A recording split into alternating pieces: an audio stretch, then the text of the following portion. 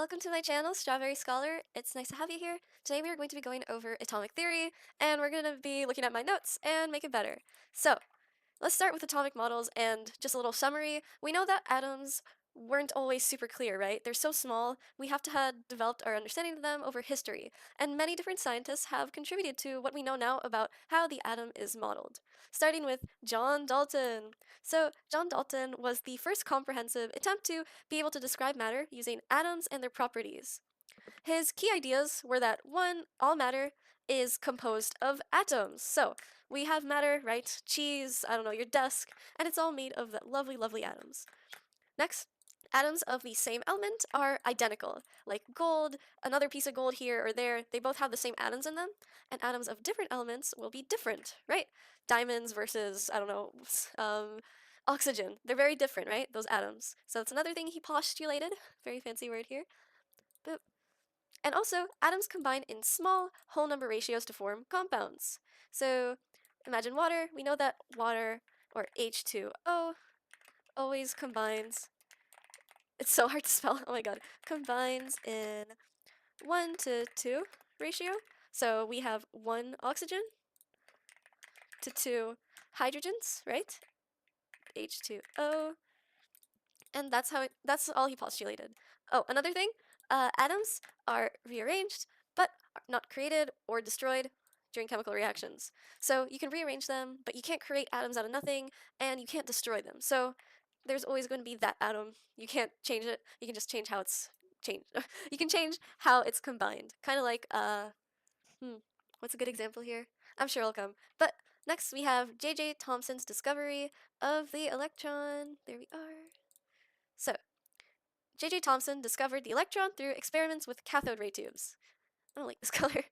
What's a good color? There we are. He discovered the electron through experiments with cathode ray tubes. Now, for those who may not know, let's find a nice image online. Google Chrome. I'm gonna Google that in a different tab. Okay, so cathode ray tubes, they basically just shoot out plasma, and that plasma is charged, and what you can see is that causes some weird behavior to happen, right? We have positively charged metal plate, negatively charged metal plate, and we see the cathode ray with its plasma goes to this side. It's attracted, which means it's negative, meaning that there's something in there that is negative. He proposed a model where electrons were evenly spread throughout a positively charged sphere. Yeah, so what is it? I think that this is a what is it called? Plum pudding model. So J.J. Thomson, plum pudding model. So he predicted that atoms basically looked like this, right? I'll put you here. Also, if you want to look at my notes, they are linked in the description, so feel free to check them out. So here are the electrons, positively charged matter, and he just believed it was kind of like a plum pudding. You mix it in, and there are your positive, there are your negative charges. Here's a better image, actually. There we are. Next, oh, J.J. Thomson's model. So he basically just predicted an atom is a positively charged spherical mass, right? Here. With negatively charged electrons that are buried within it. So yeah, negative, negative, negative charge in a big positive charge. Now, let's look at Ernest Rutherford's nuclear model. So he had a gold foil experiment, and this helped him discover what the atomic nucleus was. What was his experiment, you may ask? So he basically shot alpha particles through a thin gold foil, and most passed straight through, right? However, some were deflected at large angles, so he was wondering, what caused this? Rutherford's gold foil experiment. Let's find a good image. There's one. You're going to notice that while most of the alpha particles went straight through the gold foil with very little deflection, some were very greatly deflected. You see here, such a big angle between that and the gold foil, or the expected trajectory and its actual trajectory. And in fact, some even bounced back, like in this. And he was able to detect them through this fluorescent screen. Here we are. And because of this, he was able to conclude that the atom has a very teeny tiny, dense, and positively charged nucleus at its center with electrons orbiting around it. Because think about it, if you have a very big positive mass, right, and it interacts with the gold foil, it's going to, and it's another very positive gold mass inside, right? These two nucleuses collide, and they're pretty positive, and that would explain why we saw such repulsion here, because we are making these two dense, tiny, positively charged nucleuses interact. Now, we also have electrons orbiting around it, and that's how we got to understand more in depth about our atomic model. So let's summarize who we have now. So can you try naming the first three people? What are they? Name in your head in 3, 2, 1. So first, we had John Dalton, right? He proposed the atom. Then we have J.J. Thomson, who discovered the electron, right? And then we had Ernest Rutherford, who discovered gold particles. So Ernest Rutherford, try and find some mnemonic to associate him with maybe gold or the nucleus. Ernest, right? And now, problem. According to classical physics, orbiting electrons should continuously lose energy and spiral into the nucleus. So problem with Rutherford's idea is that if these electrons really are orbiting the nucleus, why don't they just collide, right? Like this. See, the electron will orbit and orbit, orbit, orbit, and then it goes to the atomic nucleus, right? Because it's negative, positive, opposites attract, bam. And this was supposed to mean the atom he proposed was unstable. And then our lovely, lovely Niels Bohr came to the rescue. He addressed the instability problem and introduced quantum ideas. He studied the line spectrum of hydrogen, which demonstrated that elements can emit light but only at very, very specific wavelengths. So, what does this mean? I don't know. So, he wanted to introduce quantum ideas, and his first idea that he introduced was quantized orbits. So, you're probably familiar with the idea that there are many orbits around an atom, right? Where electrons can be found. Oh, this is giving me physics flashbacks, but it's not. But here we are. 1, 2, 3, 4. Sorry it's so blurry, but these basically just show the quantum energy levels. I think I like this one a little better. Just ignore this guy. But here it is. N1, N2, N3.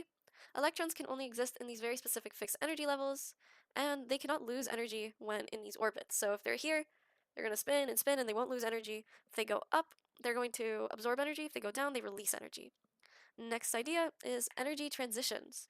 Electrons move between energy levels, like I said, by gaining or losing energy. Gaining energy, we're going to see the electron jump to a higher level, right? Because it's going to be more energized. Where's it getting that energy from? The environment. Now, we also have losing energy, so the the electrons fall to a lower level and are going to emit light. Now, we can also quantify energy levels, like you see here, and I don't understand this formula. I don't think it's important to understand this formula in my curriculum, but let's see. I'm gonna Google it and maybe we can understand it together. I think my teacher said, and I quote, we're gonna look at this formula, we're gonna say, whoa, that's so cool and interesting, and then we're gonna move on. So we have our energy of electron at a particular level, its atomic number, the Rydberg constant for hydrogen, and the principal quantum number. See? Beautiful. And luckily for my curriculum, we don't have to care about it. But if you do, have fun. Anyways, quantum mechanical model, or the modern model. So this was developed by Erwin Schrödinger, and this model treats electrons like a wave. So electron, wave, let's see it. Here you are. Oh my god, that is not who I thought it was. Here we are. This model treats electrons as a wave and describes the probability of finding an electron in a given region of space. So you have your electrons moving, and they sort of move in waves. And you have a probability of finding it or not finding it. Now, there's this really important concept that I find more in physics, but it's the Heisenberg uncertainty principle, where you can't really know one or the other. What I mean by that? So imagine this, you have your electron, and you get close to finding its position, right? But its momentum is unable to be found, because as you analyze it at this position, its momentum has changed, and it's just not really possible to know the exact position and the exact momentum of an electron at the exact same time. So that's important to know. What's next? Electron clouds and orbitals. So, electrons can be found in regions of high probability called orbitals, and this usually shows as electron density diagrams instead of fixed paths, right?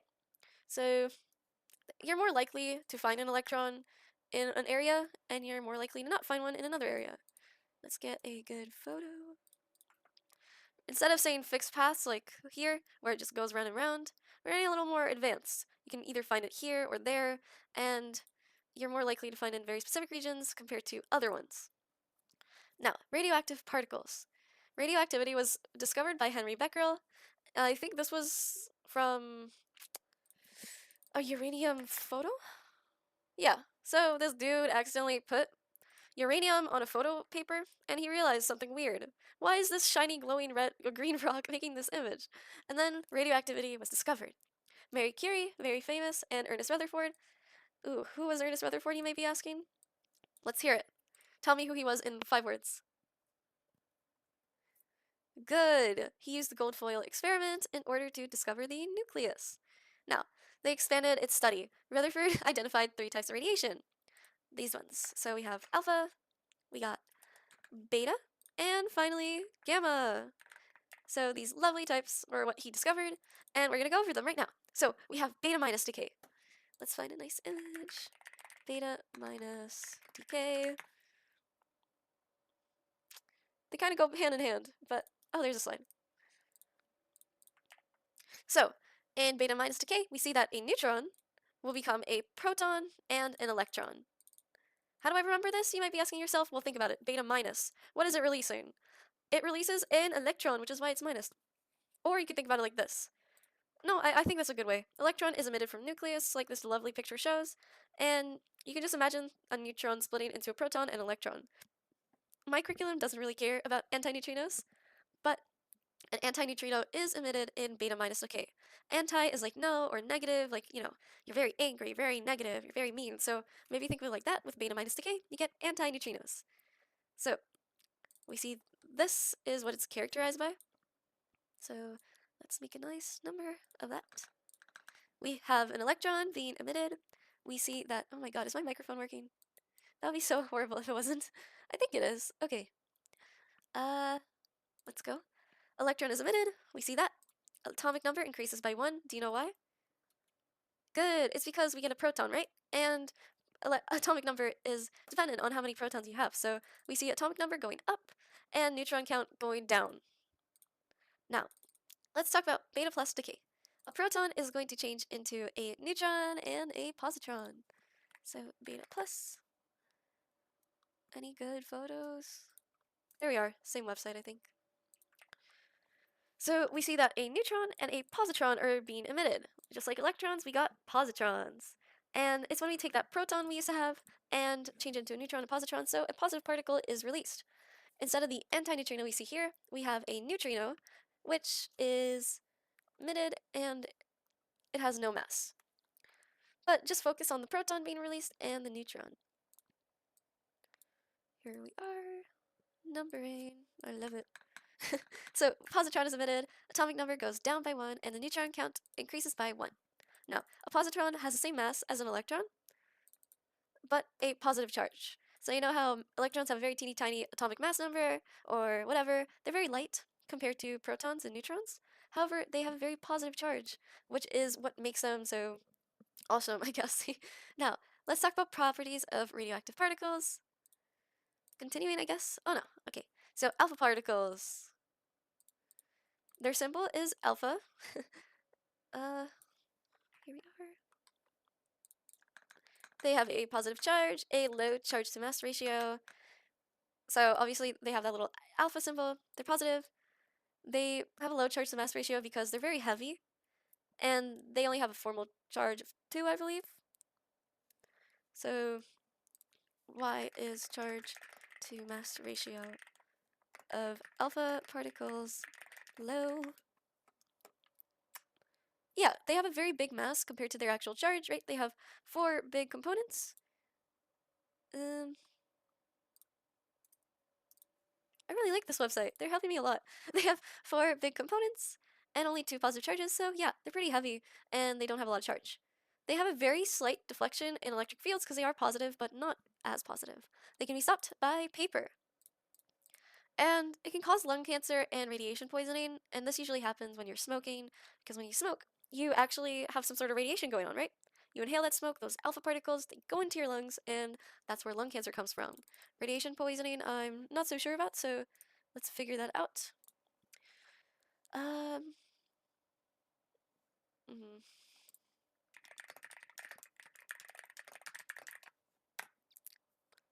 So they're highly ionizing, and can deposit a lot of energy over a very short distance if inhaled or ingested, right?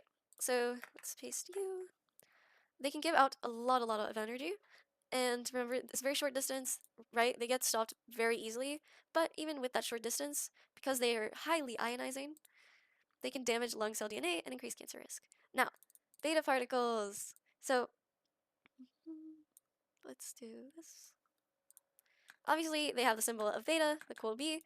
They're negative, usually negative actually. This is assuming that it is, hmm, beta minus decay. Yes. And we also have a high charge to mass ratio because it's a very tiny mass, but very big charge. So that's why it's a high charge to mass ratio. We see a very strong deflection electric fields, like we saw with our, here. This cathode ray tube is mostly electrons, and that's why we see it get deflected so much on the plate here. Oops. Let's go back. Ooh, scrolled a little too far. Stay. And what else? It's stopped by plastic. I think it's also stopped by wood, and I want to say aluminum. What are beta particles stopped by? Okay, yeah. Let's delete wood. Aluminum as well. Did I spell that right? No. No either. We're not British. It's stopped by plastic or aluminum. Now the health effects. You can also get very similar ones, so skin cancer, cataracts. Do you know what cataracts is? Because I do not. Let's see. Whoa. So what it does is it basically clouds your eyes. You have this white lens, or your normal lens, and it's clouded because of cataract. So it can cause that, which is very interesting. And let's do the next one. Okay, so notice that they can all cause cancer. They're all ionizing in some way, shape, or form. Now let's go over gamma rays. So gamma rays have no charge. They are just electromagnetic radiation, usually in the form of light. Their symbol is gamma. It's like an upside down Y. You might want to Google that. But they have a charge to mass ratio of none because they have no mass. It's light. And I don't think they have a charge either. So none. But deflection in electric fields, if they don't have a charge, how can they get deflected, right? And they're also stopped by lead or concrete. Notice that these are very heavy, dense stuff, so dense compounds. So it's a little more ionizing, right? Compared to alpha, which was only paper. And it can cause a lot of cancer and will give you severe radiation damage. Okay, let's move on from our... Oh no, it's ugly. How about this? Hello, one last thing I want to add is that there are 3 things we need to discuss that probably would have made more sense to discuss earlier, but who cares? So we have shells, which are energy levels, right? And they're represented by the quantum number n, right? We had these shells, and n is used to represent that. So these are the main energy levels. So think about it. Energy levels or shells, they're synonymous, and you just want to remember that. And then within each cell, or shell, there are subshells. So subshells. And that's what we see here. I'm sure you might be familiar with these guys. These are all subshells. So the 1s subshell, the 2s subshell, and so forth. And within each subshell, there are orbitals, which are regions of space where electrons are likely to be found. So let's see. Orbitals in subshells. So here we can see the orbitals, right? We get the circles and they get bigger and bigger as we go. And then for level 2p, we get these dumbbell shapes. It gets more complex every time. And it's basically just where electrons are likely to be found. Remember that distribution we were talking about? So that's what it is, and that's it for us, I think. Well, wait, each orbital can hold a maximum of 2 electrons, never forget that, and obviously they spin in opposite directions. I want 25. Beautiful. Let's move on to quantum numbers and electron configuration. So quantum numbers basically tell you where an electron is in an atom and how it behaves there. It's kind of like an address for an electron, where you can find it. Now, we have our principal quantum number to talk about. So it has a symbol of n. It can have values of 1, 2, 3, and so on. So remember, they can only be whole number integers, and we do not have 0 in this list. It just describes the energy level or shell and size of an orbital. So let's do that right now. Principal. So, as you can see, I'm going to ignore these letters because I've never seen them in my life. But we have n equals 1, n equals 2, n equals 3, n equals 4, and we're basically numbering the shells, right? And it describes the energy level and size of the orbital. because a higher n means you're farther out, higher energy, and your orbital is going to be larger. Notice this is smaller, but this one's way bigger. Now we're going to talk about our secondary quantum number with the symbol L. It's also called the, sorry for the pronunciation, azimuthal quantum number, and symbol L values from 0 to n minus 1. I think it's also positive. Oh, yeah, it is positive. Sorry, I didn't understand this. There we are. So it can be 0, and then however high this number is, and then subtract 1. So if n was 1, it would be 0. If n was 2, it could be 0 or 1. If n was 3, it could be 0, 1, or 2. And if n was 4, you guessed it, it could be 5. Just kidding. It could be 0, 1, 2, or 3. It describes the orbital shape, or the subshell, and these are orbital shapes. So if L is spherical, we are going to see a L of 0. So let me just get this. Secondary quantum number shapes.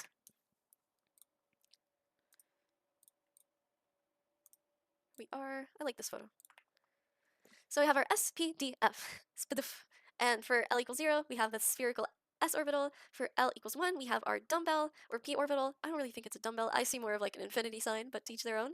Then we have L equals 2, which is a d orbital and looks like a clover. And then we have L equals 3, and it's way more complex, and we don't really go into it in my curriculum at least. Now, we have magnetic quantum number, or ML. Symbol is ML, but please note that it's hard to type this on Google Docs. It's actually like a subscript, M subscript L. So it can range from negative L, the negative secondary quantum number, to positive secondary quantum number, including 0. The magnetic quantum number describes orbital orientation in space, and the number of orbitals in a subshell equals to L plus 1. So let's look at an image. I love images. Quantum number.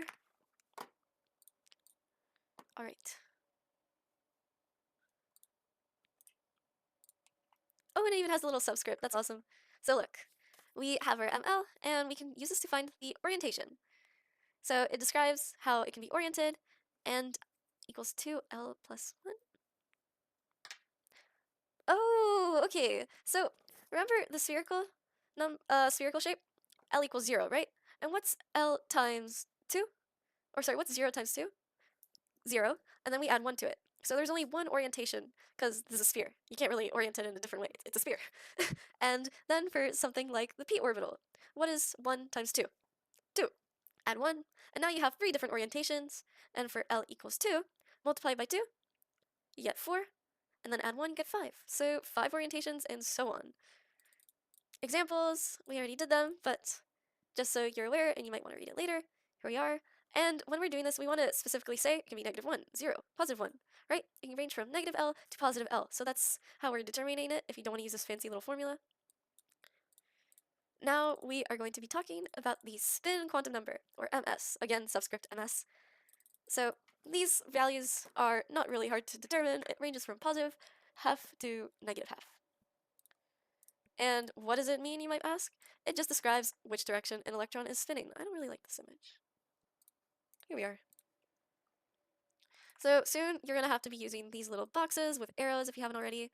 And this basically just shows where the electron is spinning, right? I'm going to add a little bit. Nah. Just trying something. But it just shows where the electron's spinning. Is it spinning this way? Is it spinning that way? It can spin up or down. And that's why we have this positive half or negative half. Beats me why they chose half. Probably some fancy physics or chemistry thing, but that's how we consider it. And it describes just how the electron spins. And each orbital can hold a max of 2 electrons with opposite spins. So let me show you here. This is a good image. So these boxes, ignore what it means for now, but think of each arrow as an electron. One spins up, one spins down, and yeah, what do the boxes mean? Apparently they are sublevels. Yeah, so each box is a different sublevel. I'm gonna write that down. Each box is a different sublevel. Each box. Now we're going to talk about the Pauli exclusion principle. So we're going a little more into what the heck these boxes actually mean. So in this image, you're going to notice something. Look closely. We're caring about these rows. And here, remember how I said to look at the arrows? and how one is always pointing up, one is pointing down. Well, we can't ever have the arrows pointing in the same direction. They can't ever spin in the same direction. That would be weird. Imagine two electrons going the same way. What about the repulsion, right? So that's why no two electrons in the same atom can have the same set of all four quantum numbers, particularly because of this pesky spinning concept, which means that they can't have the same address, right? They can't spin in the same direction, so even if they're in the same shell, they have the same orientation, the exact same... Oh, no. Okay. U, our orientation. What is L again? Okay, shape. So, same shell, same shape, same orientation, same direction. That's just not possible. They have to spin in different directions. Example, quantum numbers for an electron in the 2s orbital. So, I don't know what this is. Oh, step by step. N equals 2. So, this is just a little example of an electron in the 2s orbital. So, 2s, which means we have an n of equals 2. And then we take... Mm,